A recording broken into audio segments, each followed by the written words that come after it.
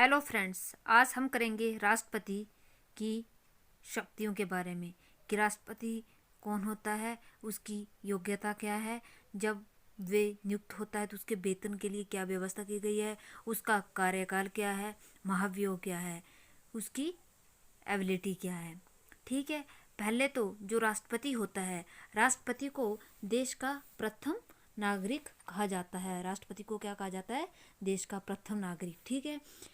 जब हमारा भारत का संविधान लागू हुआ तो उसमें 1950 में लागू हुआ। ठीक है। 1950 में लागू हुआ।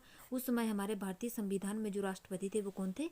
डॉक्टर राजेंद्र प्रसाद जी। ठीक है। डॉक्टर राजेंद्र प्रसाद। ठीक है। और हमारे प्रथम जो 2 बार जो राष्ट्रपति चुने गए हैं वो डॉक्टर राजेंद्र प्रसाद जी है। ठीक है। उसके पश्चात और जो हमारे जो निर्विरोध जो राष्ट्रपति चुने गए वो कौन थे? वो थे डॉक्टर संजीव रेड्डी। ठीक है।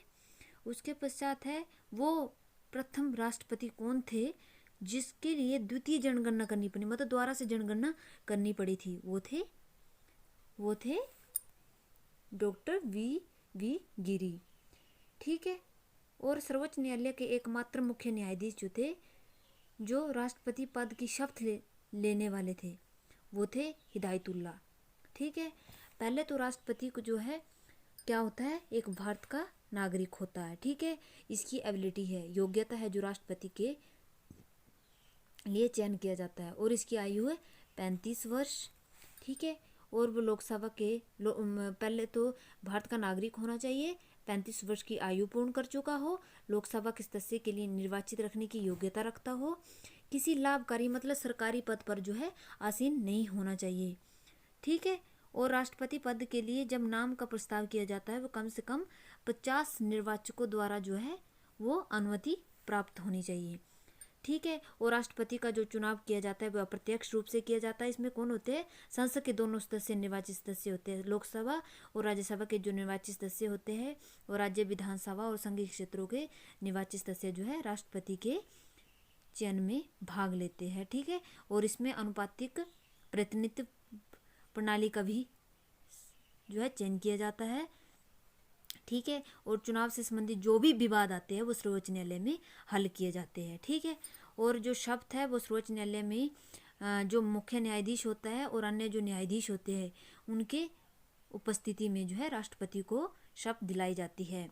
वेतन जो है राष्ट्रपति का जो मासिक वेतन है वो जो 2017 में था वो 1,50,000 था, लेकिन 2017 के पश्चात जो है राष्ट्रपति की जो मासिक वेतन है वो 5 लाख कर दी गई है, जो प्रेजेंट वर्तमान काल में है। और इसका जो कार्यकाल है, राष्ट्रपति का कार्यकाल जो है 5 वर्ष के लिए निश्चित किया जाता है। ठीक है। और इसे महाभियोग के द्वारा भी हटाया जा सकता है। ठीक है। उसके पश्चात है राष्ट्रपति के लिए ये व्यवस्था नहीं है कि राष्ट्रपति केवल 1 बार चयन होगा, 2 बार चयन होगा। राष्ट्रपति जो है जितनी बार चाहे उसकी उतनी बार जो है राष्ट्रपति के चुनाव के लिए खड़ा हो सकता है, या उसकी जितनी चाहे उतनी बार नियुक्ति की जा सकती है उसकी योग्यता के आधार पर। और भारतीय संविधान के अनुच्छेद 61 में जो है राष्ट्रपति के लिए क्या किया गया है? महाभियोग चलाकर जो है उसे पदच्युत किया जा सकता है लोकसभा और राज्यसभा के सदनों द्वारा। ठीक है।